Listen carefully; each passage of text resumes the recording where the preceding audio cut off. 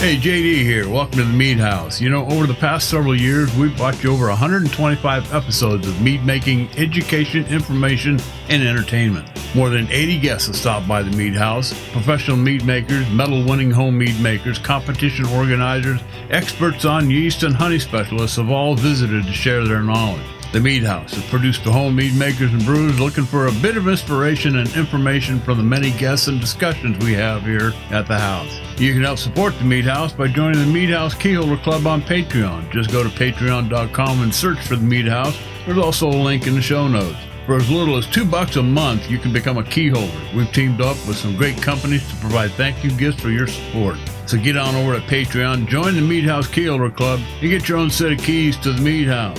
Hey, you can listen to the Mead House podcast with your favorite player and be sure to rate us 5 stars on iTunes or your favorite listening venue. Mead House. Mead making entertainment you just don't want to miss.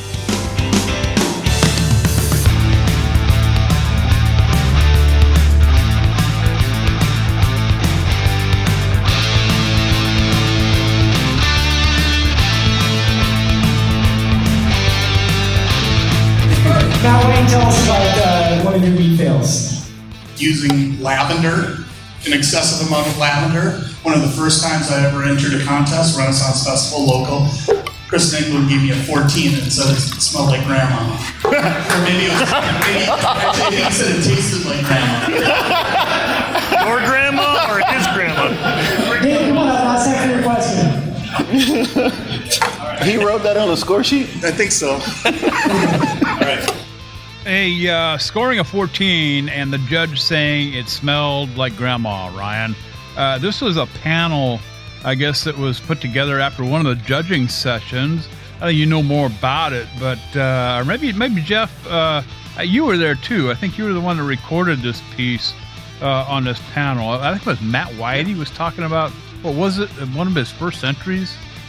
Yeah, it got a little heavy on the lavender, he said, and Kristen England, a very accomplished judge, brewer, professional, gave him the comment that it tasted like grandma.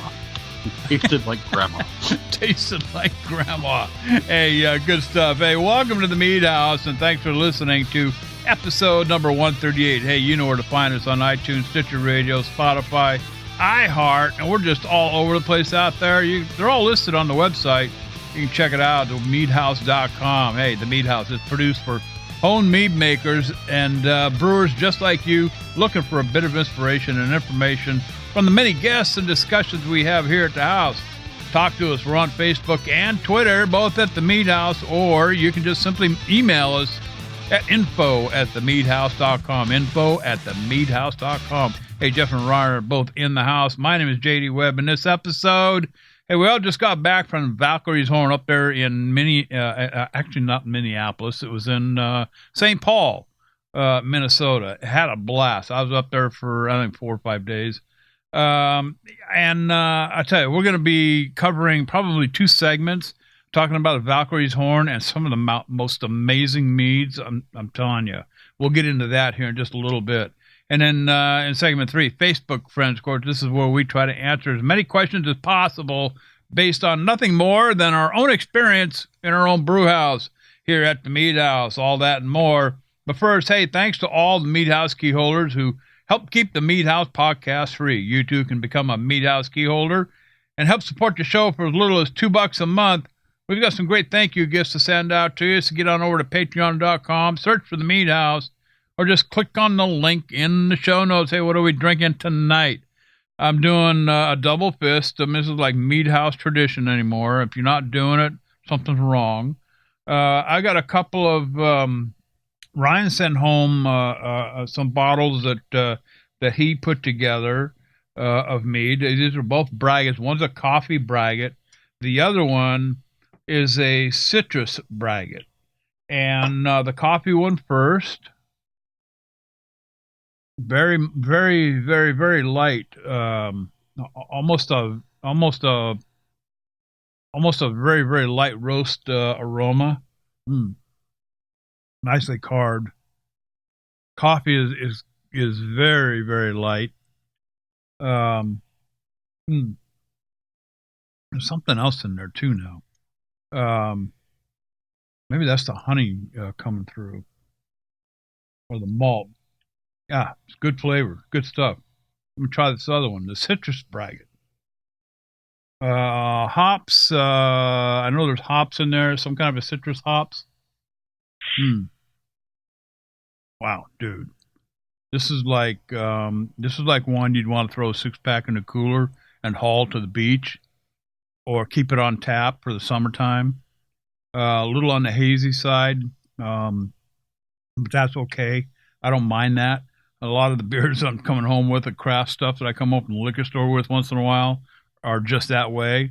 It doesn't change the flavor at all, and I really don't care what it looks like as long as it tastes good. Ryan, this stuff is this citrus braggot is outstanding. What did you put in? What's in this? Yeah, so I talked about this on a previous episode.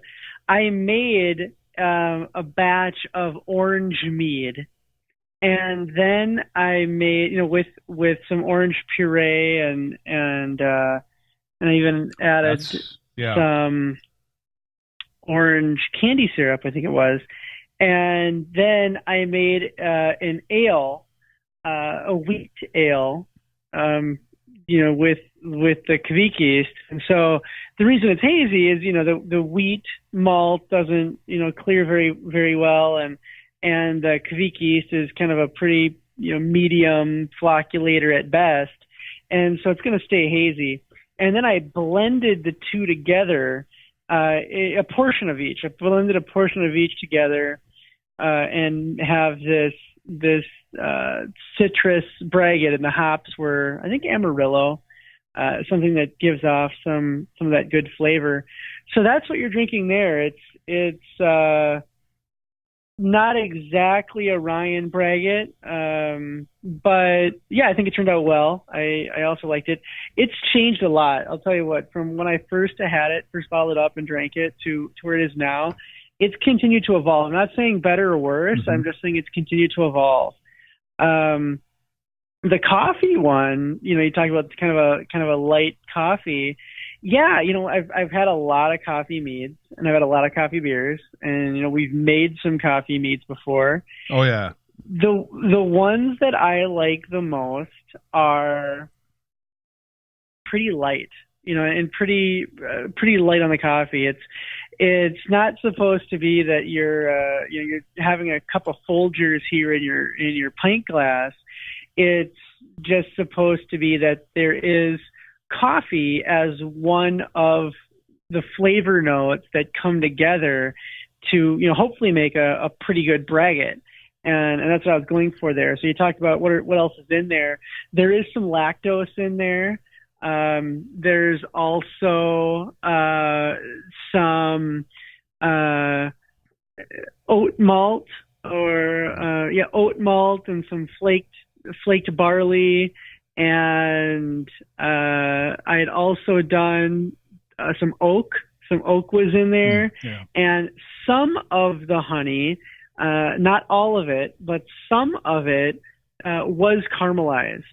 So you got some raw honey, some caramelized honey, some really chewy malts, with Maris Otter and oatmeal and flaked barley, and then that coffee in there, and had been on oak for a little while. It's funny, the more you talk about it, it's coming through now. The wood, the coffee.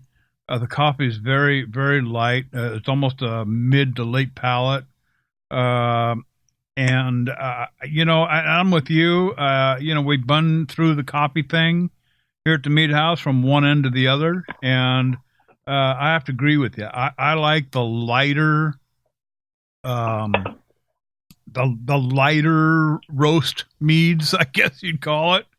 The light version of coffee. In a mead, I think that really, highlighting the coffee flavor, I think doesn't mean you have to put 6 cups of instant coffee in your mead. That's just, it just kind of overdoes it at a certain point. I just want a hint of coffee, I think that's what you've accomplished here. So both of these, good stuff, Ryan. Jeff, you've always got something interesting in your glass. What is it tonight? Well, tonight I am breaking with Mead House tradition. I have a single glass in front of me. Oh, God. So Shame Sunday on morning, you. Shame on you. I have reasons. Let me get into this. Okay. Sunday morning, I woke up very, very early for not so great reasons, and kind of caught my bearings and went, wow, am I sick or am I hungover? And after some momentary analysis, I went, yes, both.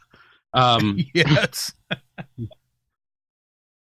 So, yeah, my trip home Sunday was full of Fergles and gurgles and a couple extra stops, and wasn't really feeling great yesterday either.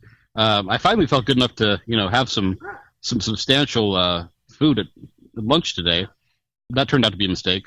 Oh, God.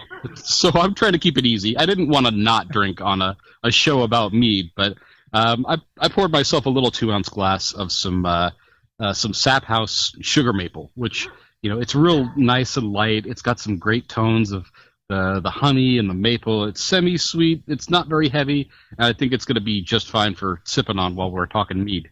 Well, you could have put some Alka-Seltzer in the other glass. Good stuff. Good stuff. I hope you're feeling better, Jeff. Thank you. Hey, Ryan, whether it's a gin and tonic or just a simple cup of coffee or what have you, you've always got usually something unusual or interesting in your cup. What is it tonight?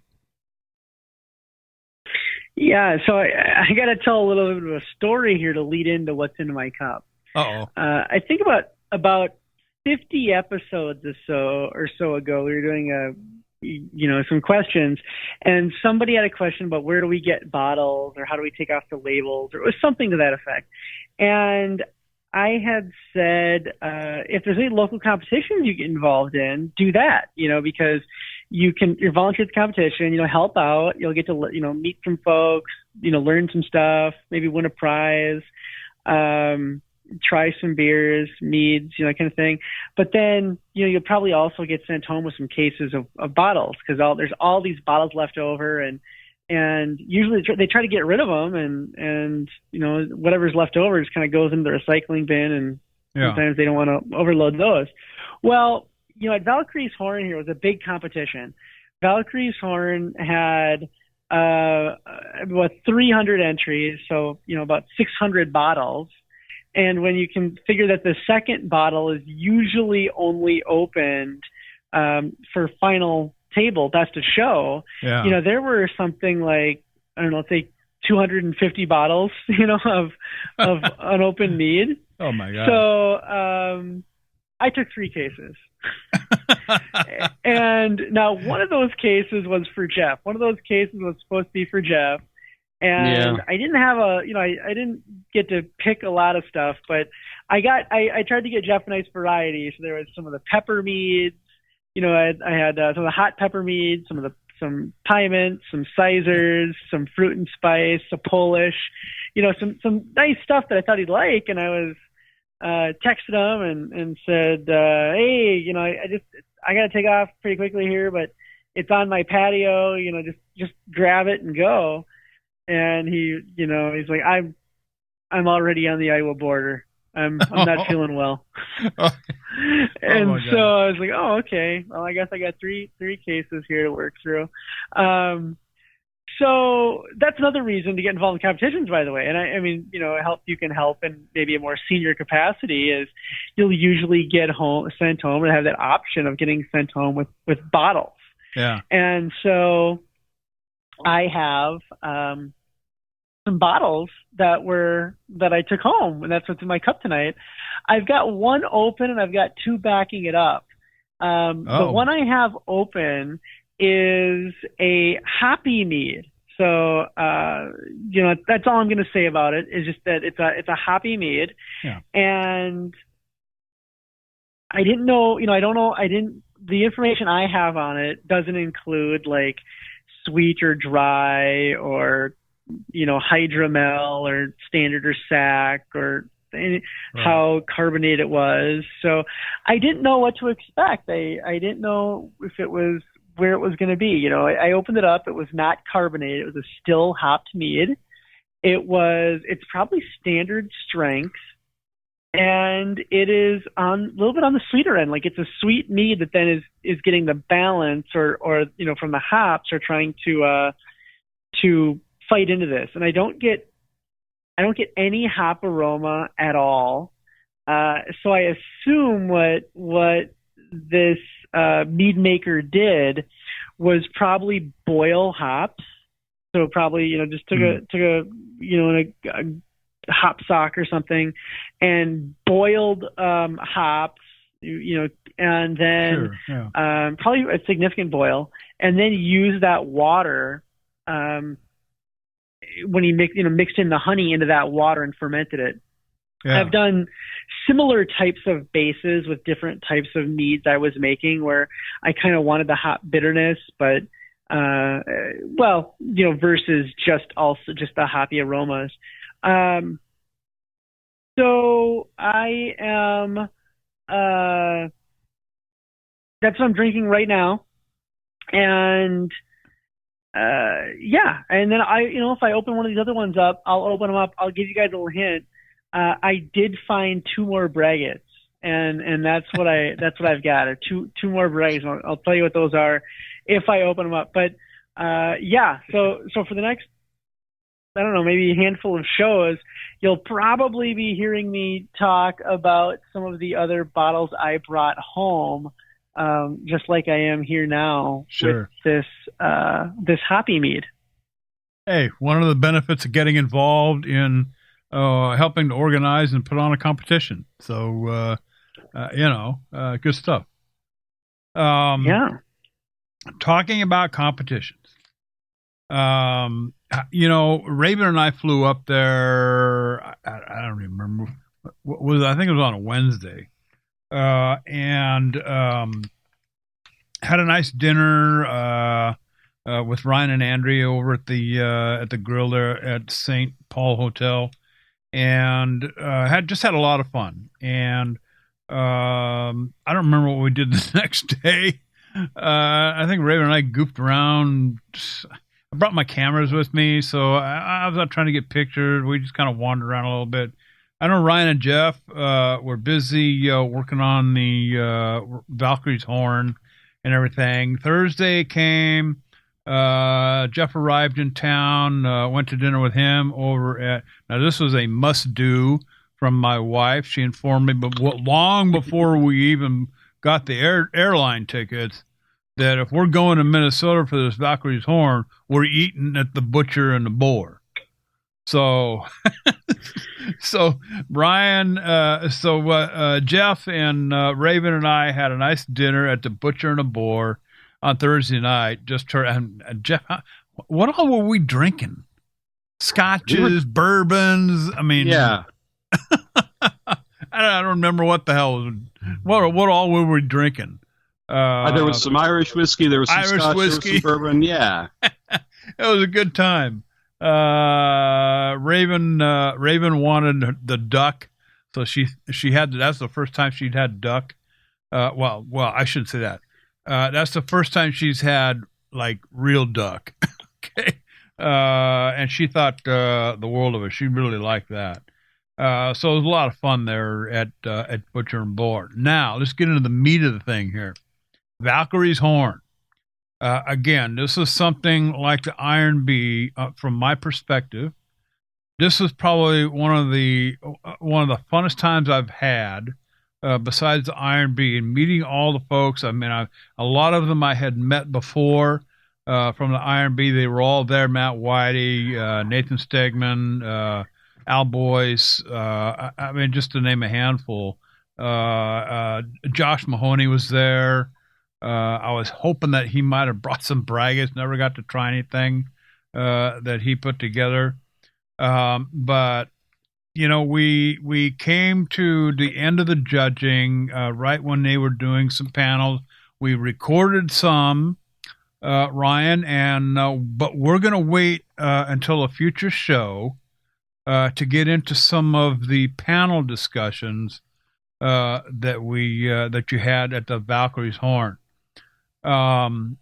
The opportunity to taste some of the different meads that were both sent in by contestants, and then of course the after party on both nights, Friday night and Saturday night. I got to tell you guys something. I have not tasted better meads from commercial meaderies than what I had both nights at the after party from Valkyrie's Horn. One in particular, actually two in particular. I want to start this one off early here. Susan Rude was there. She was one of the judges. And Susan, of course, from Prairie Rose Meadery. Yes, it's a commercial meadery. And she's a professional mead maker. She's been here on the show a couple of times, I think. Look forward to having her back soon as well. At the, I think it was Friday night, at the after party, Susan had brought a number of meads from Prairie Rose. And she had one there in particular that I really, really liked. And it was her apple. I don't remember. I should have taken a picture of the label. I don't remember what she called it, Ryan, but it was some kind of an apple mead. I don't know if it was a sizer. I guess it would qualify as a sizer if it's made with honey and apple juice. But this was probably the single best, let's call it a sizer that I ever had. And it was simply, and I'm going to play a cut from an interview that we did with her at the after party. She talks about some of the variety of apples that were involved. Some of them, they're all local orchards from up there in Fargo, North Dakota. And she used just simple fresh pressed apple juice. She talks about the garbage disposal. I'm just going to let her speak for herself. So here's Susan Rude talking about her apple mead. And we're back. Jeff and Ryan, let's go to Ryan first. Did you have a chance to taste that apple mead from Susan Rude? I did. And I'll say a couple things. Number one, I think that it is a sizer by like BJCP standards. Mm-hmm. It definitely would be a sizer. Now, I think it was probably 13 or 15% alcohol. Yeah. So, I mean, it'd be, it's like wine strength if you're, trying to compare that to a wine. But yeah, it's great. What I love about that is, she said it was donated apples. So it was just kind of a hodgepodge of apple variety. And the reason I say I love that is sometimes people talk about how they get really fussy about their apple blends, like right. the blends of apples that they use in their sizers, and it has to be like this or that. And I'm sure that there is something to that for some, cider makers and mead makers of wanting just the right mix. But that was an unbelievable mead that was made by Susan with a random mix of apples. She didn't even know what the apples exactly were. I mean, she had a guess. Yeah. But I think that just goes to the quality of mead making that Susan does. And what a good mead maker can do with ingredients in their hands. Susan told me that it's happened to her more than a couple of times. At her meadery, at the tap room or the tasting room, she pours, meads for people. And sometimes people will come in and they will assume that she is like a part-time mead pourer, so just somebody, you pay, $10 an hour or two to pour mead. Stand there and pour mead. Yeah. and she said that she's had people come into the meadery and then she'll assume that about her and explain to her how to make mead. That's funny. And I said, well, Susan, what do you do when that happens? And she's like, I just, kind of nod along and try to upsell them on the bottle. Yeah. Slam the bottle down and storm off. No. Upsell Susan's them much on, cooler a few than more that. glasses. Yeah. It's, get up to like $50 on their tab. Yeah. No, but no, Susan is just a world-class mead maker, and that was unbelievable. The other one that she made that I thought was very interesting was her mint mead. Yes. Oh, that was great. Yes. Yeah, and homegrown mint. That's her own. Yeah. Mint. Yes. Chocolate mint from her garden, she said. Yeah. Unbelievable. It was just delicious. I mean, I didn't know what to expect with mint. I was, with that, but again, just an unbelievable mead that she had there. There's an advantage, Jeff, to having people like Susan Rude bring bottles that they produce. I mean, this gives. I mean, if you're a mead maker, I mean, a lot of the people who are involved, even in the judging, they're not professional mead makers. They're home mead makers, and so when somebody like Susan Rude shows up with a few bottles of her commercially produced mead, it just gives you inspiration. It just makes you want to do better. That apple that she had, the apple aroma, it wasn't like drinking, I didn't feel like I was drinking a glass of apple juice at all. It was almost wine-like, but there was enough sweetness, the tartness. It all came together in your mouth. Oh, yeah. And just unbelievable. Well, and the funny thing, what really cracks me up is the notion of people telling Susan how to make mead, because of all of the people you could be telling how to make mead, I think Susan is really one of the most knowledgeable people I've ever had the treat to just like sit at that party and had, that 15, 20-minute conversation with over some meads. Yeah. If you know anything about the show, you've heard her talk on our show. She's had some really great conversations that, like you can find her conversation about oak, for example, at the American Homebrew Association's HomebrewCon notes, I think from a year or two back. Just really, really knowledgeable. Really, the woman really knows her stuff. It's a treat to get to sit down and just chat about process and the little ins and outs of making mead with her. Well, she's very inspirational. Like I said, It just makes me want to make better mead, period. She had several bottles. I was able to, Raven and I came home with a bottle. I don't remember what it was called, but I did have a taste of it there. And I said, Susan, I want a bottle of that. But I did manage to come home with a bottle from Prairie Rose. Excellent stuff. And you're absolutely right. People like Susan Rude, those are the kind of people I want to talk to. Those are the kind of people that give me inspiration to do better, make better mead. But she's not alone, guys. Oh, no. Home mead makers, okay, that are on the same level. One in particular, and Ryan, you're going to have to help me with his last name, Kevin. What's his last name? Yeah.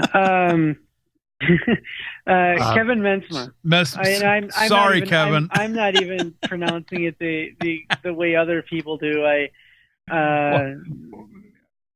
Sometimes I can't pronounce things correctly either, but Kevin is a world-class home mead maker.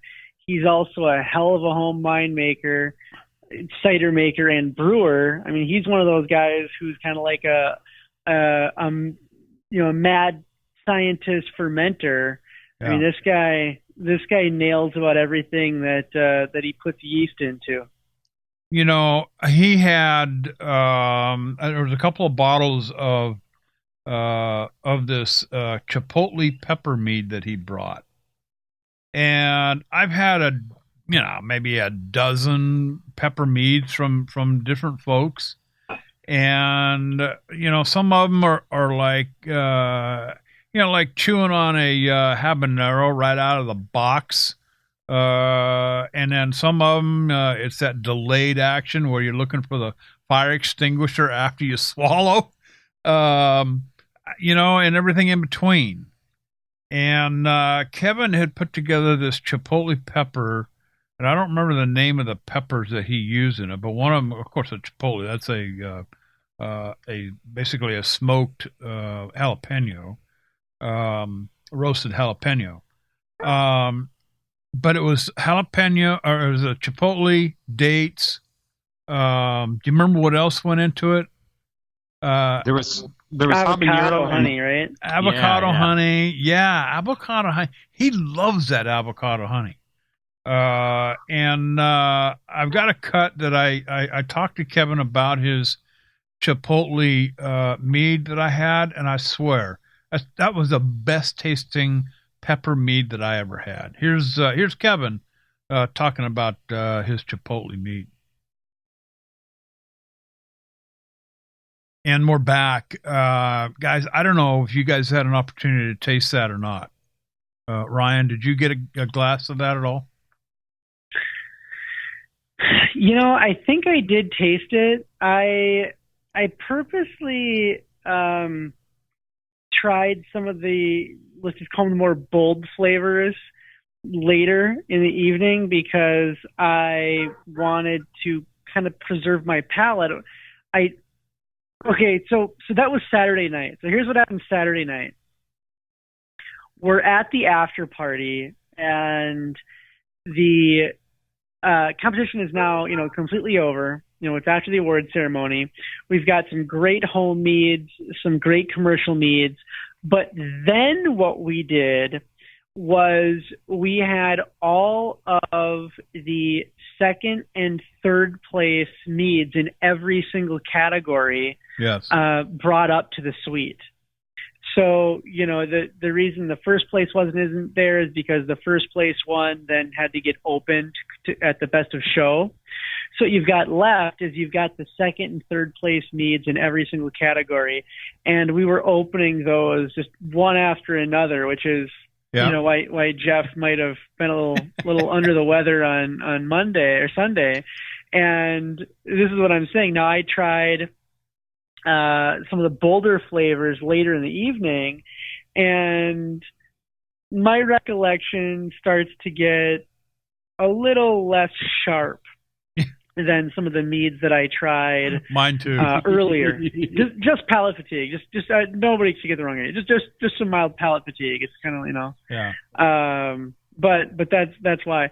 But no, I did try many of Kevin's meads, and he has a lot of great stuff. And that one in particular, I want to say I tried, but JD, I don't have the same recollection that you might of it. It still sits in the back of my mind. I mean, I can taste, right up front you get not a mouthful of chipotle, but it's there. But it's a very mild chipotle, well blended with other flavors, and then along comes this a level of sweetness just before the mid palate. By the time you get to that point, the chipotle is kind of calming down a little bit. Notes of that almost like a caramelized avocado honey. If you've ever had avocado honey, it's a very dark, very rich tasting honey. Notes of that start coming through. I mean, the whole thing was just amazing. Jeff, were you able to try any of Kevin's Chipotle at all? Oh yeah, I remember that one fondly too. And the dates at the end, dates. It had dates in it, and the dates come in very late for me, but they're there. The dates came in shortly after that Chipotle for me, and I think the combination of the dates and the Chipotle was an inspired flavor combination. I was a little bit like, ooh, this is really good. I wouldn't have thought to do this myself, but this is really good. The habanero at the very end came through with a little bit too much burn for my taste, but I could still definitely take it, and the man, that combination of the date flavor, that sweetness, and the kind of it tastes like dates. And if you're not familiar with just a nice, thick, sugary date flavor, I don't know how to describe it other than it has that rich, almost like chewing a gritty caramel. Yeah. I mean, it's a very earthy, almost like a flavor. Mm-hmm. And I just found it just simply amazing. Now, Kevin went on to talk about. I asked him how this all came together, and we're going to play this cut a little bit later on in this episode. But he goes on to talk about kind of thinking outside the box a little bit, and I kind of lead him into a couple of areas to talk about. We'll play that here in a little bit. But I want to turn it over to you guys. Jeff, let's start with you. Some of the most amazing meads that I've ever had at both the after parties. How about you? Oh yeah, the after parties were fantastic. I got to sample some of those. The second and third place, I got to sample just some bottles that people brought for fun. There were a number of really great ones there that I tried. The ones that really stand out, of course, that was the Chipotle and date in that mead of Kevin's. He also had a really fantastic Sangiovese Piment that I really, really enjoyed. It was just a really bold red wine flavor with some great honey backing to it. Really well made. Oh man, what else was in there that I really enjoyed? If I can kind of segue into like some of the stuff that I thought was really memorable from a judge perspective. Yeah. There were a few that I was I was really pleased to try. When we were talking about the lead up to this, Ryan mentioned that a few mead makers were going to be making some stuff to sample. And before the first panel on Friday, Steve Piatz had tapped a pepper mead of his own that had a really unique flavor. It had the pepper was not strong and pronounced, but it had a kind of a palatable like heat to it at the very end that wasn't unpleasant, but it was definitely there. And I likened it to the sensation of a heavy ginger mead without the flavor. Oh, there you go. Yeah. Yeah. And he tapped that about a half hour before the panel and promised he was going to tell us what pepper went into it at the panel. So myself and Adam Bystrom spent probably a good 10, 15 minutes like, what the hell is this flavor? What is this? This is great. And it turned out to be Aleppo peppers. Aleppo pepper, yeah. Aleppo peppers from Turkey. And had never thought to use those. Then another one of the meads that I tried, someone had used Szechuan peppercorns, which have a little bit of heat, and they use some chili peppers, I believe, as well. But it was a really fun mead to drink just because it was so alive in my mouth. I took a breath and got a little bit of the heat and all that peppercorn notes kind of up in my sinuses, and that just tingle all over my mouth. Really, really enjoyable mead. And I think I talked before about how usually I come away from these competitions with like an entire page worth of ideas. I restrained myself a little bit this time, but I have probably about 10 really, really captivating ideas that I'm interested in exploring more. And that Szechuan peppercorn is definitely up there. Another one of the second place, I think it was second place meads that we tried at the after party though, was it was a smoked tea braggot. It had a lot. Yeah, it had some really strong smoky notes. There was a little bit of that tea tannin in it, and the caramelized honey. That just all those flavors played really, really nicely, and the smoke was palatable and strong. But the mead handled it very nicely. So that definitely deserved the award that it won. Yeah. Ryan, I know you spent quite a bit of time, helping to organize this whole thing. You're a member of the board and everything. Your take on the judging portion of it, without giving away too many secrets. What were your impressions? Yeah, so I'll say a couple of things. So first of all, a big thank you to everybody. We had some amazing mead makers donate kegs, and Steve Piatz, Thomas Eibner, Adam Bystrom, another one I'm forgetting, and I really apologize. But these guys, we had a jockey box set up, so we had four meads on tap. And so for all the volunteers, we want to take care of you while you're volunteering.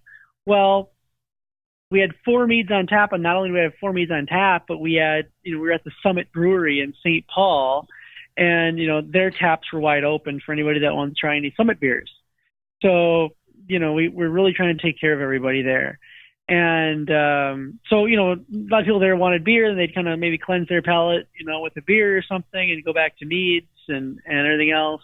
I've told it before, Adam Bystrom is just an unbelievable mead maker, and his hopped grapefruit mead is just unbelievable. I think I drank, like a pint of it, or, each day. And just great stuff. Adam, I don't know if he'd be willing to come back on the show and talk about it, but he makes a Girl Scout cookie inspired mead, like the Samoa. So, like the toasted coconut and chocolate mead. I heard that discussion at the after party, going around the bar there. So yeah. Oh man, if he wants to come on the show and talk about it, I would love to hear how he put that together, because that was, again, I think he touched on it the last time he was here, maybe, but I got to try it, and it was unbelievable. It was a great mead. Now Jeff judged at least 4 sessions, maybe, I think 2 on Friday, 2 on Saturday, something like that. I did not judge on Friday. I had some other duties, responsibilities I had to handle, but I did judge at 2 of the Saturday sessions, and every so often something funny happens at those sessions. And Jeff, maybe you want to talk about what's the funny thing that happened at that session? So I had, I think I mentioned that I entered a few meads just for the sake of, adding a few entries of my own and getting some feedback on mine. And one of my entered was the Bourbon Barrel Sizer that you guys had tried previously. Yep. It turned out that Ryan was judging the round of the experimental meads that I had entered. So I have a Ryan Richardson score sheet for my Bourbon Barrel Sizer mead. Oh, we need to take a picture of that and put it up on the website. I'll tell you, it was one of the most difficult meads I've ever judged. And so I want to say it was Brent Glenna. Brent Glenna is an amazing judge. If you ever, get to judge with him or get something judged by him, it's a good thing. And he was one of the first judges I ever judged with, maybe the first. And what he told me was, he said, look, give them their money's worth. Give them their, $7, $10, whatever, however much they're paying for the entry. Give them their money's worth on the score sheet. So, use all the lines. Tell them what it smelled like. Tell them what it tasted like. Like really fill it in. Give them as much feedback as you can. And I've taken that to heart, and I really do try to not only give complete feedback, but give positive feedback, or at least frame it in a positive way. Sure. And Jeff's mead was one of the hardest meads I've ever judged. and that's why I tell you, it is the lightest written score sheet I think I've ever filled out, because I just didn't, I had no idea it was Jeff. I had no idea who it was. Oh, you didn't know it was Jeff's. Okay. Not until the after party. No, of course not. I didn't know it was Jeff. I knew it as entry number 751 or something like that. So I tried to fill it out as complete as I could and as positive as I could, but I just, it was really tough to do. It was a tough mead, it's in the experimental category. So, but here's one of the takeaways. Now I'm going to give it to Jeff to probably, rip into me a little more. But I believe that my score was higher than the average, which means I was the guy pulling up your mead. Yes, there was it was a three-way judging, and I think you and one of the other judges had it at a 34. The third judge had it at a 31, so it averaged to 33. And I'm not the least bit displeased with the 33. I'll take that 33 to heart. This is I didn't do a lot with balance and back sweetening or any kind of the finishing steps you usually do after it's done. I kind of just pulled that out of the barrel and went, yeah, that's pretty good. Yeah, that's pretty good. I'll bottle that. So I love it. So you didn't go to the after party and hold that score sheet up to Ryan and say, "What's this crap, dude?" Well, it was actually at the after party. We were talking about what we judged, and I was talking about some of the meads I judged, and he goes, "Sounds an awful lot like my mead." Unbelievable. Well, hey. Yeah. So if I could just segue here on the judging front too. Yeah. The caliber of judges at this contest was just crazy. As as somebody that is, oh yeah. I don't tend to think of myself as the grand poobah of judges, or that I'm a particular expert at it. I like to think I'm pretty fair, but there were almost every round I was with people that were just really, really strong judges. I got to judge with Kurt Stock. I got to judge with Carvin Wilson. I think I judged with Matt Whitey one round, which was really fun. These guys really know their stuff. So it's hard to not be a little bit intimidated. But the quality of judges and the quality of, I assume, the score sheets and the amount of feedback that I think everyone is coming home with. Could not be happier with this competition. Well, people like Kevin, people like Carvin, Matt Whitey. I mean, we've had a bunch of them on the show. Josh Mahoney. These are the home mead makers who set the bar for the rest of us to achieve. Okay, that's the way I look at it. Because I mean, I don't know these guys from Adam other than the two times that I've met them. At both of the Iron Bee and the Valkyrie's Horn, but I've tasted their home meads. Okay, and this is why I say that. I mean, they absolutely set the bar to where the rest of us need to achieve. And after tasting, both Friday night and Saturday night, I mean, even William Dial, he was on the show here a couple of weeks ago. He was there. It was nice to see him again. I mean, he's a giant of a man. He's into the historical stuff. He had a bottle of a historical mead there that I thought had a very interesting taste to it. And it was fun to try it, but these guys absolutely, Ryan, set the bar, okay, for the rest of us home mead makers to try to achieve, I think. What do you think? I mean, I keep saying, and it's not just because I live here, but I say that the Twin Cities is the center of the home mead making universe.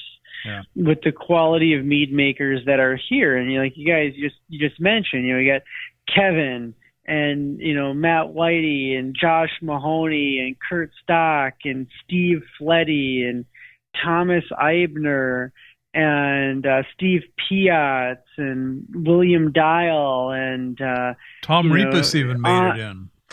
Tom Repas was there. On and on. Yeah, Tom Repas in South Dakota, so he's not not a stone's throw or anything, but he just stayed away. Same with Susan Ruud, stayed away. But just unbelievable, mead makers that are here. And I think it is that compounding interest. You know, all of these guys, we push each other. I mean, I shouldn't even count myself in that category, but they push each other and they keep getting better and better and better and better. Yeah. You know, because of that. And yeah, absolutely. I mean, tried a lot. I mean, a lot of amazing stuff. I don't know if you guys tried any of the Kurt Stock meads that he had there at the competition. Everybody could take home a mead from, you know, Matt Whitey or Kurt Stock or Steve Fletty, and just absolutely amazing stuff. Now,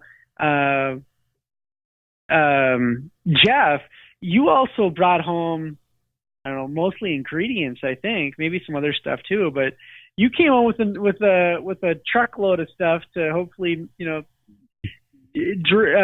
make and drink your next batch out of. Oh, definitely. I think I got pretty lucky at the judges' drawing on Friday. I snagged myself a 55-pound bag of Pilsen malt from Canada, so I have some braggots in my future. I got some other good ingredients. I got some of that Cascade beer candy that I missed at the R&B. So I got a vial of that. No, not a vial, a jar of that to try. And some other odds and ends and some fun stuff. You know, I definitely partook of one of Kurt Stock's souvenir meats, I guess, the competition giveaway meat. And I haven't tried that yet just because, you know, under the weather, but looking forward to that one. Keep that stuff in the fridge. I opened one yesterday, and it does say, it says keep refrigerated, you know, because it's not stabilized. And it's delicious, but it was fizzy. So I can only imagine what's going to happen if it, you know, sat at room temperature for too long. You know, you want to, I mean, I really liked it. I liked it with a little bit of fizz on it. I know he didn't intend for that to happen, Kurt. But I loved it. I love that it had that little bit of bubble. But just, you know, for safety, make sure you keep that one in the fridge. Oh yeah, that's already in the fridge. That was one of the first things I did when I got home from that 6-hour drive home was stick that guy in the fridge and make sure that it stayed cold for the rest of however long I keep it. And Al Boyce, I got to throw a shout out to my good buddy Al Boyce. Thank you so much, Al. I know you listen to the show. He had the suite up there at the Intercontinental, open to everybody. I mean, it was party night Friday and Saturday night after the judging and the award ceremony. And Al, dude, you make some fantastic meads. I can't keep track of all the ones he kept pouring in my glass, but there was this one I think it was black raspberry that, oh my God. I told him I needed like a couple of cases of that. Just outstanding stuff. So Al, thank you so much for everything that you've done for the Valkyrie's Horn and hosting of the 2 after parties. Good job. Good job. You know, and I think it was, I can't remember which night it was, but Al was pouring some of the hibiscus and rosemary. Yes. He had some of that at the R&B, and it was one of my takeaways. And I kind of said, so Al, what can you tell me about how you made this? He went through the entire process. There was not a little bit that he withheld from, you know, how he put it together. And you've got to appreciate the level of openness and just like, Absolutely. This is how we get better. This is how we improve the community, is sharing our secrets and our processes. Yeah, absolutely. So Jeff, a bottle of that was in the case that I had on the porch for you to take. Oh my God! Oh man! Oh my God! All right. Oh, dude. All right. I'll be up there in the morning. Yeah, I was gonna say you're not that far. Wow. Okay. One last cut I want to play here, Kevin. You know, after I talked to him about that pepper mead. We kind of get into this discussion about kind of thinking outside the box a little bit. I mean, to put something together that had chipotle peppers, dates, habanero peppers, you know, avocado honey. I mean, how does this all come together? And so here's Kevin talking a little bit about thinking outside the box. And we're back. Thank you, Kevin, so much. Dude, I tell you, you make some fantastic meads. You're certainly an inspiration to a lot of us out here who, are looking to achieve the same kind of results that you have. And Ryan, I mean, the dude makes wine. He makes beer. He makes mead.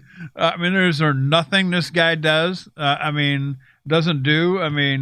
Kevin, thinking outside the box, man. You nailed it. I think that's how we get better. Don't be afraid. I think he mentioned it in the cut. Don't be afraid to try something different. And that's kind of what we preach here on the show, guys. Jeff, right? Oh, sure. Yeah. The willingness to try something that seems a little weird is definitely something that I get behind 100%. I could not agree more. If it seems a little weird, what is stopping you? You can always do a small batch. You can try it, and if it's terrible, it's terrible. And, at least you tried. Yeah. Yeah. So with that, big shout out to everybody at Valkyrie's Horn. Thank you so much, guys, for putting that show on. It was absolutely world class. Al Boyce, Matt Whitey, Josh. Ryan, I can't name them all. And I wish we had a whole list of them, or I would. But again, something like the Iron Bee, this community came together, put on a hell of a show. And I was very overwhelmed and very thankful that Raven and I were able to make it up there. Moving on here, segment 3, let's touch a little bit on some Facebook friends. It's been a couple of weeks since we've been around the horn here. And as usual, I didn't do any homework today. I was tending to a sick wife, Ryan. That's an insider from Ryan, from me and Ryan. And we knew, yes, could have got that anywhere. I know.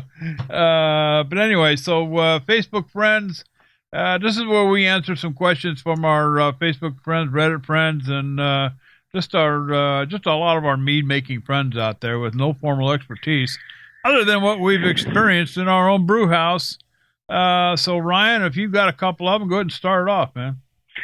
Yeah, I'm gonna start this one. This is one that I started to read 2 weeks ago. It's our last show when you weren't feeling well, and I said, "Oh, this one's for JD," so I skipped it.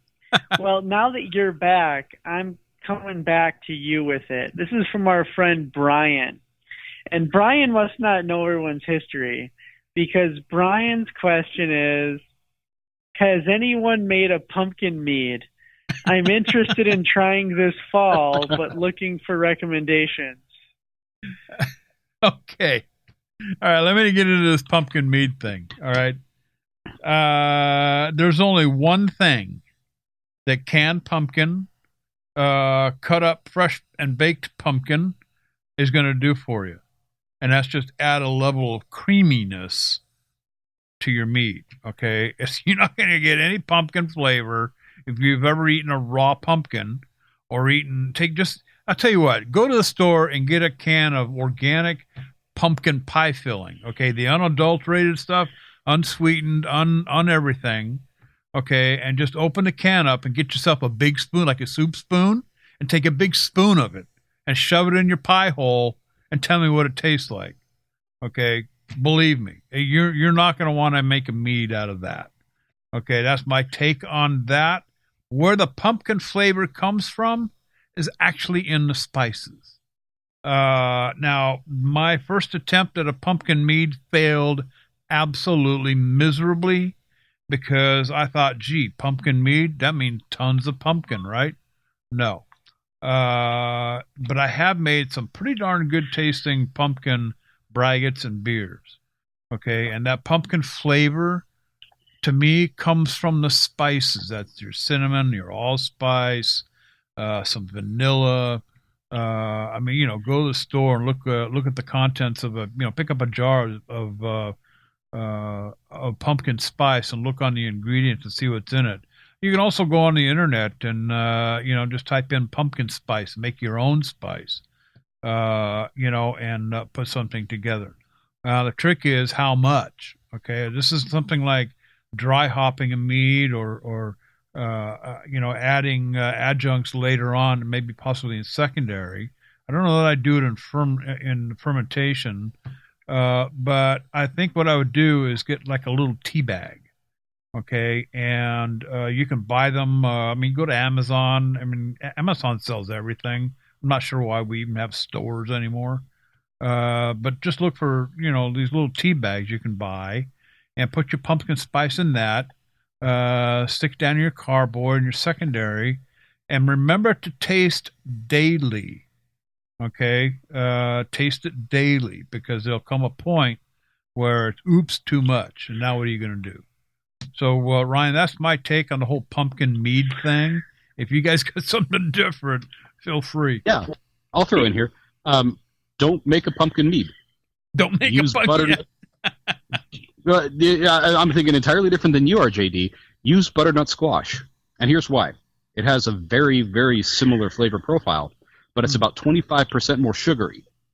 Oh, there you go. Yeah. When I made my pumpkin spice mead, I took probably about 2 or 3 pounds of butternut squash, and I baked that to get a nice caramel outside on all the little chunks and pieces. Yeah. And I set that in a gallon of mead. And like JD said, the spices are what's going to sell it. The pumpkin flavor is going to be kind of a background note to all those, the spices that make a pumpkin pie. Yeah. What I did to kind of get my ratios for those spices was just make tea. I put a little bit of nutmeg and a little bit of allspice and a little bit of cinnamon and kind of different proportions until I got the ratio that I wanted for all those, different components that are playing nice together. And I made basically a big tea bag with a coffee filter and some unwaxed dental floss. Yeah. And then the dental floss can sit on the outside of the bucket, so you can pull that whenever you get to the point where you go, oh, yeah, this is done, so time to pull. I would highly recommend that approach. That's an idea. Yeah. So, the one thing that I'm not opposed to adding fresh pumpkin. Don't get me wrong, but it does give it. It depends on what you're looking for too. But to me, adding that fresh pumpkin kind of gave it a kind of a creamier, that creamy taste. Something similar to what lactose might do for you. But I think it kind of went maybe a couple of steps beyond that even. And then, of course, you got the additional flavor that, you could coax out of it a little bit. If you do like Jeff did, roast it off and caramelize it a little bit. So, yeah, I would agree with that.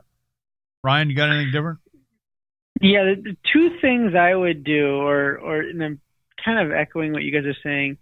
I don't want to mess with roasting a pumpkin. I don't want to do that for my mead. I might grill a pumpkin just because I like to grill. But sure. Anyway, no, the two more realistic things that I would do to approach it. Number one, the spice blend option. Absolutely. I'd go to Mountain Rose Herbs and I'd buy their pumpkin spice blend. Yep. And then I would make, like Jeff was saying, like a homemade tea bag out of that, the coffee filter or maybe like a quadrupled up hop sock or something like that. And then, toss it in and just taste it constantly until it gets where you want. The other thing I would do would be to get the pumpkin spice beer candy syrup from Cascade Beer Candy Syrups and add that in secondary and do that. And, you work that into your recipe as well. As I've been using those a little bit, I've really enjoyed doing that. I said in secondary, but I just mean after most of the fermentation has already taken place. So when you've kind of had that high point of fermentation is when you add that syrup to keep the flavor, or the best parts of the flavor. So the two routes I would go are probably the more easy route, but that doesn't mean they're going to yield you any less results. Just get the pumpkin spice mix or a pumpkin beer candy syrup. Amaretti might even have something too. Oh, They're yeah, bound to, or right? you can use an Amaretti syrup. Sure, no problem. JD, I got one more. I want to start with you on this one. Another one of our friends, Brian, a different Brian. We got back-to-back Brians, but I think one was Brian, and this one is Bryan. So different Brian. Okay. This Brian starts out. He says, "Oak cube question. I am working on a recipe for a bochet, which I am hoping will have a bourbon-like character to it. Caramel from the caramelized sugar plus vanilla and woody notes from the oak cube. Bourbon barrels are usually charred, whereas oak cubes are toasted. I assume that to get as bourbon-like a finish as possible, I should be charring my cubes before I toss them into my mead. My question is whether someone has done this and knows much about of the cubes, how about the cubes to be charred on the face of each cube, or all faces, or half the cubes, etc." So, sometimes people ask questions, and really, don't worry about the last part of the question. Let's just talk about this. He wants to get a bourbon-like character. So that's what we're going to focus on. How to get a bourbon-like character. I'm going to start this off, then I'm going to throw it to JD, and then we'll finish off with Jeff. Okay, so there are a couple of companies that make oak products that are charred. I have them. I don't have the name in front of me, but they called it Charbon. I think it was Charbon. So it was like a charred oak cube that I had. So not the toasted, like heavy toast, but actually charred. So you can find that if you're looking for that. The other side of getting those bourbon-like notes, the other thing I don't want to have you overlook is taking some of your oak and soaking it in bourbon, or just adding straight bourbon. I've done that. There was a mead I was making. I forget now exactly what it was. It was a bourbon. It was a cherry bourbon mead. So I wanted bourbon and cherry. I added like 20 or 25 ounces of bourbon to the mead, to the 5 or 6 gallon carboy, to get that flavor. So, I was going to start off with those two things. So he wants to get a bourbon flavor in his sizer, and he's focusing on the oak aspects. JD, what do you say? Well, the four most common flavors and aromas that usually come out of a bourbon that people pick up on right away: caramel, brown sugar, vanilla, and of course the oak. Okay, some people can detect the char part of the oak. Others, and of course, and if you're like me and you're a bourbon connoisseur, more or less, with the 30 some odd bottles of labels that I have, different labels, that oak comes in different layers and different tasting notes. Okay, I've got some bourbons where the char is very heavy. I've got some other bourbons where it tastes more like a fresh oak piece of wood. There are some out there like the Double Oak Woodford, which is very good. And then you've got some sweet bourbons out there like Maker's Mark, Jack Daniels, the regular number 7 out there that have a little sweeter note to it. But all of them have the same 4 characteristics right off the top: that caramel, the brown sugar, the vanilla, and the oak. Ryan, you said a mouthful there: soaking the oak in bourbon. At this point in my bourbon, there's a couple of bourbons that I like soaking oak in over others. I tend to soak my oak in bourbons that are 90 proof or less. Now there's not, most of them are going to be right around the 90 proof level or so. At that point, you're below some of the hotter tasting bourbons. The ones that are usually 90 proof or below are going to be a little more on the sweeter side, meaning they've using a little bit more corn in the mash than than barley and whatever the grain they selected. But also, I do the same thing as Ryan does. Add some bourbon to your keg after the fact, or add it to the carboy. But here's the deal: like anything else you're going to add, just like the pumpkin spice we dealt with the other Brian, add a little bit, taste it first. Okay, add a little bit more when you get to that level that you enjoy. Stop. Because the bourbon can get away from you. Now, if you're a bourbon lover like me, more is always better. But as far as toasting the oak itself, I'm with Ryan. I wouldn't try to toast it at home. That's going to be a kind of a difficult thing to do, to mimic that char flavor that comes from the inside of a barrel, and try to mimic that onto a little, half-inch cube. Or even a spiral. There are some ready-made toasted oak out there. Ryan, the one that I like the most for my spirit bottles, River, Black Swan. Is it what's it called? Black Swan. Black Swan. Black Swan Cooperage. The honeycomb stick. Yes. Now that's like my number one go-to as far as all of my oaking. For the spirits, the spirit, and I don't know how many you would have to add to a 5-gallon carboy, but the spirit bottle deals that you get from them are outstanding. I get the oak, I get different levels of caramel sugar, vanillins, I get the char flavor off of those little gizmos. I haven't tried, as far as the regular 5-gallon inserts, I don't get a lot of char off of those, but you might try to experiment with some of the little spirit. Add a dozen of them into a carboy. They're good for 750 ml bottles. I can guarantee you can turn a Blanco tequila into an añejo right quick with a couple of them. So that's my take on the whole oaking thing. Bourbon thing, Brian.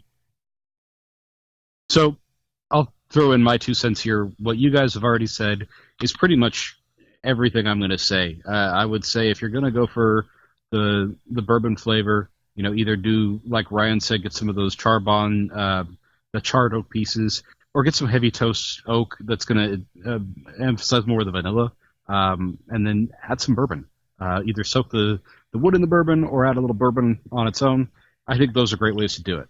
I have heard of people trying to get charred oak, and I've heard of a couple of approaches. Neither of them sound good. One of the ways that I had heard somebody try recently, those oak chips you can get, they look like the leavings from a sawmill. Yeah, they're real thin, razor thin little guys. Yeah. I've heard some people take like the little pencil propane torches from Home Depot or whatever, and try to just char it that way. Don't do that. No. You're going to get all kinds of soot from the propane that is just going to be it's going to be nasty. It's going to give you some bitter off flavors probably that are just not great, and you don't want that in your mead. No.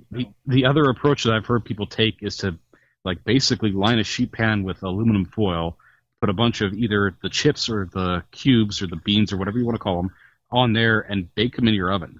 And that seems like a great way to test your smoke detector. Yeah. Does not seem like a great way to make charred oak. No, not at all.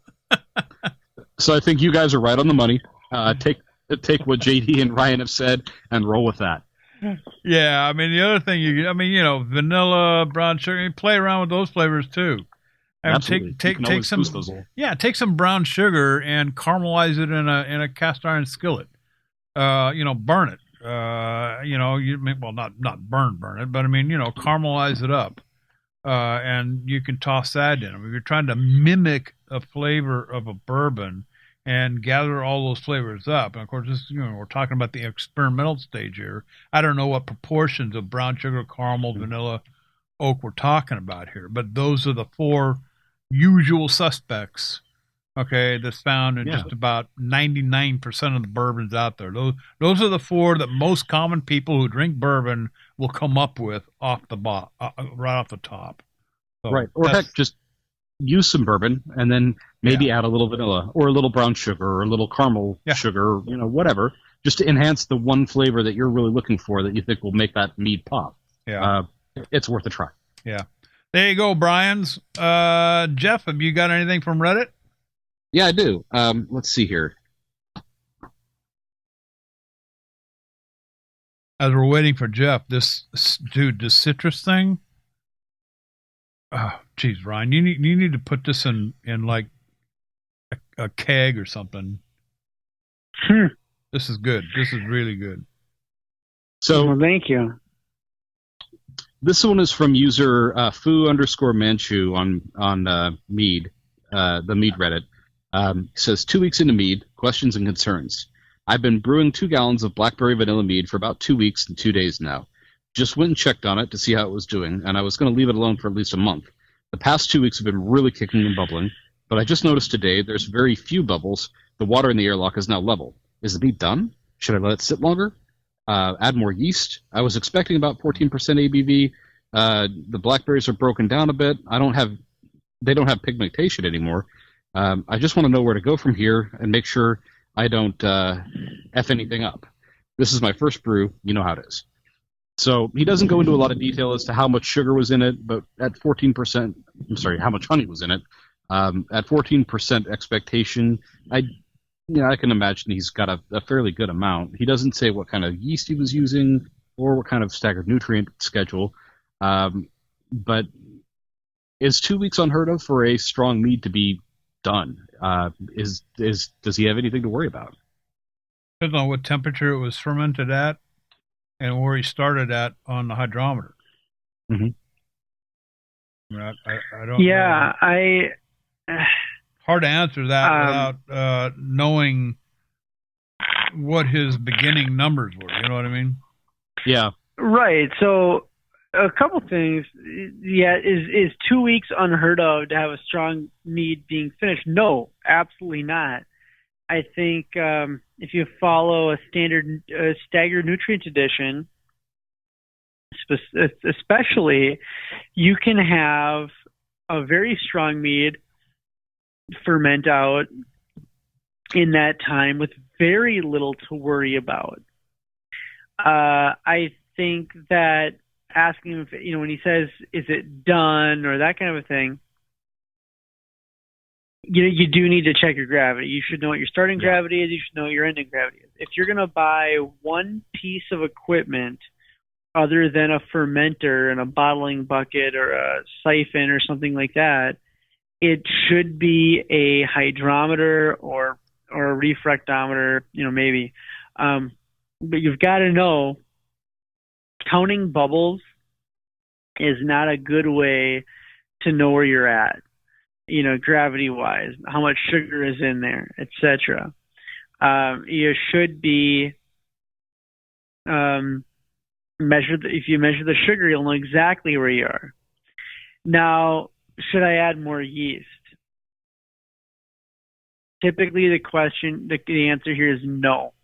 If the yeast was fired up and it was going strong,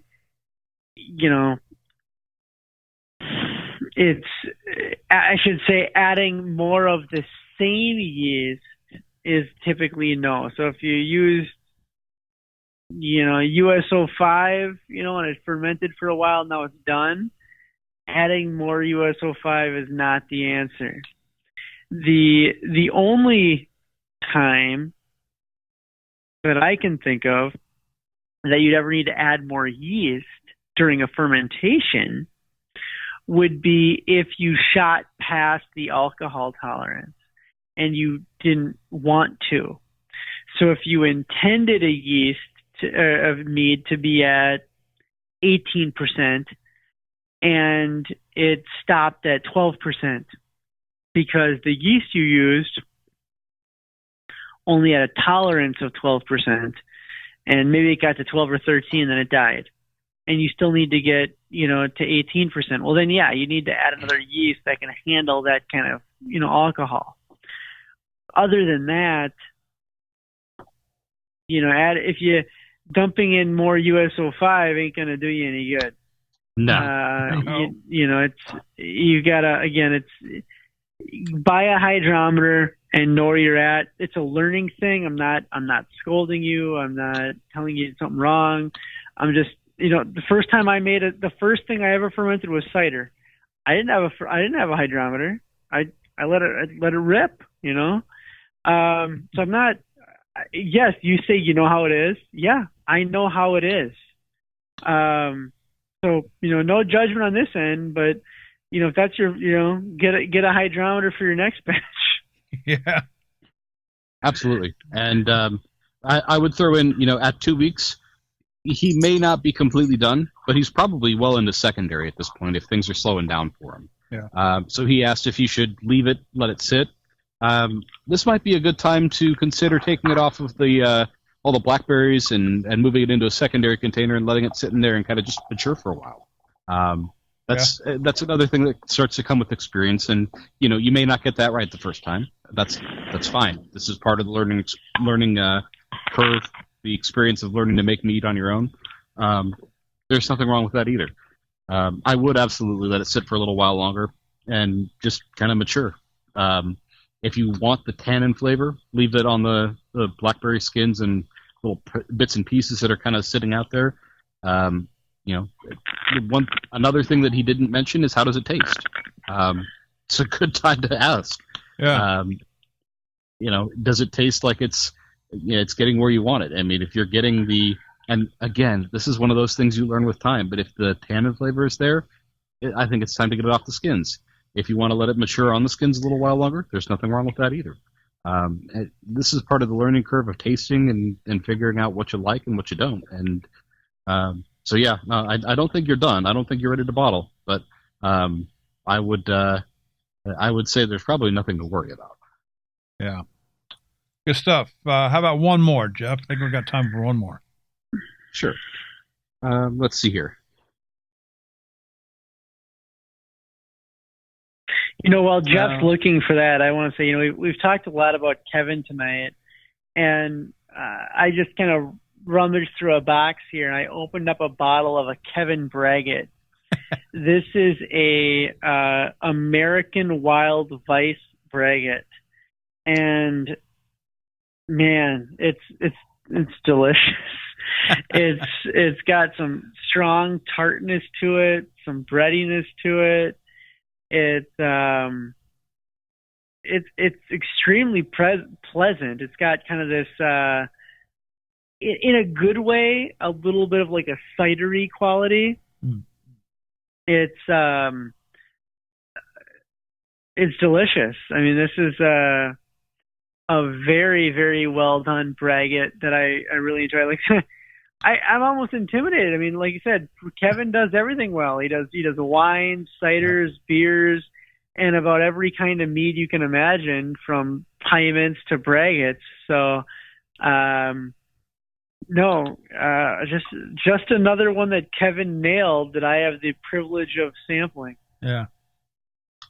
Okay, Jeff, so go ahead. Here's my last one, and this is a little bit lengthy, so bear with me, but it's touching on some familiar topics here for us. This is by user Sigmanoff TN, as in Tennessee. Decanting a mistake. I have 12 gallons of mead that I've fermented dry, and it's been bottled. I opened one of the bottles, and it is way drier than I like. The flavor was not spot on either. It was supposed to be a sweet blackberry mead, not quite cordial level of sweetness, but close. I usually use a lot of blackberry puree. When I made this batch, my local homebrew store did not have enough of this puree, but they did have this, and he's got a link to the Amaretti Natural Blackberry Artisan Flavors. I ended up using about half the amount of puree I normally use. For the other half, I added Amaretti flavorings based on the guidelines on the bottle. I let it ferment to completion and bottled it. Well, like I said, it's not great. It has an okay nose. You can taste the blackberry, but it has a very dry kind of alcoholic, chemically flavor to it. Here's what I'm thinking. I don't like this mead. If I had thought of this at a time, I would have racked a couple more cans of blackberry puree and let it ferment through that. My local homebrew store still did not have the Vintner's Harvest cans I usually get, but they did have the same puree in bulk. I purchased a 42-pound container of the blackberry puree.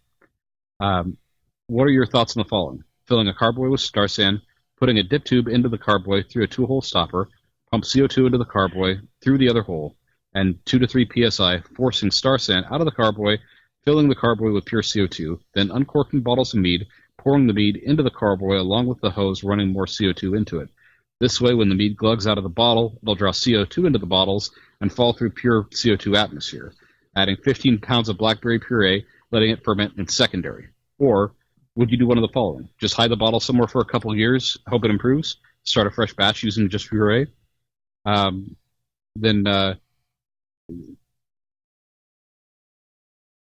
Already, I wouldn't do the puree thing because you're just going to wind up with 3 feet of puree on the bottom of your carboy.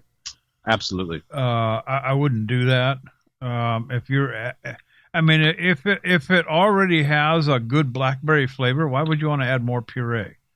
If you're trying to get it sweeter, add more honey. You can do other things too. Add some vanilla beans. You can add some oak to it.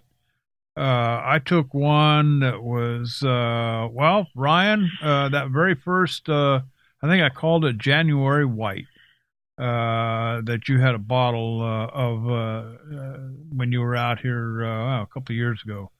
Got sent home with you. I took the remaining bottles, put it back in a bucket container, added some French oak to it, and put it back in the bottle, and it's a hell of a lot better now than it was before. So that was just a simple little deal that I did with mine that I didn't quite like, and it was a very dry wine-like concoction. So I don't know, Ryan.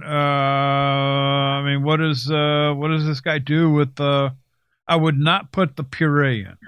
I would not do that. So a few things jumped out at me. Number one is when you talked about the Amaretti.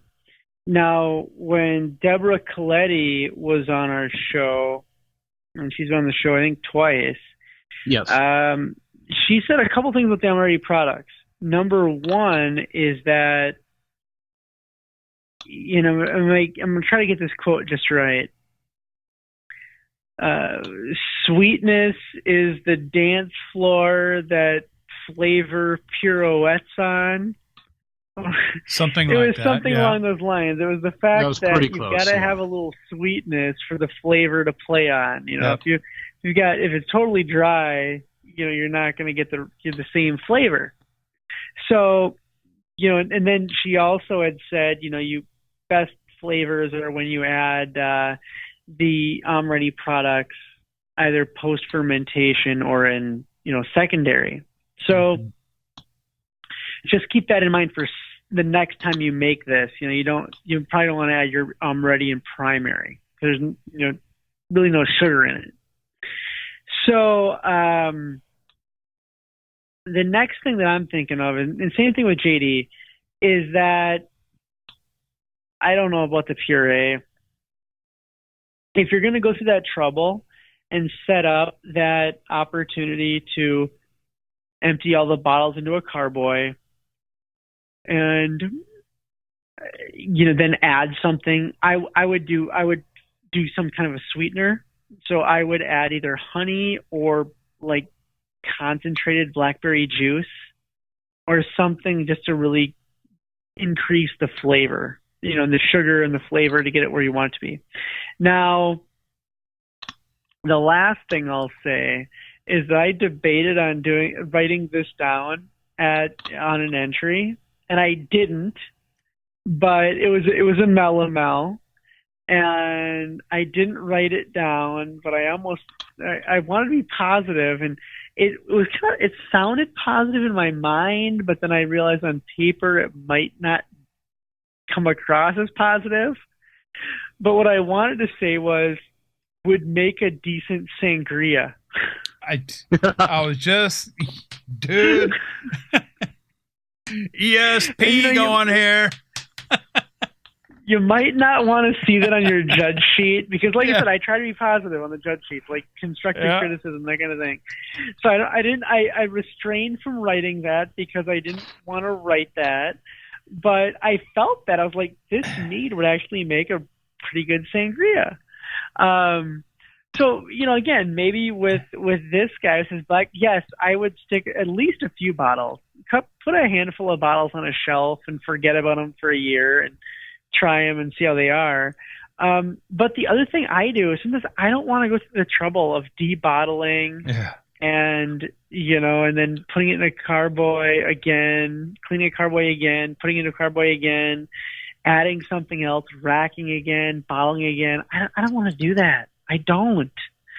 So I've had a couple of meads that are just a little bit off that I've used as like sangria meads or mead, mead cocktails. Mead cocktails. I was just exactly. Yes. Sure. So yes, that's where I'd go with it. Yes. Jeff, what round us out?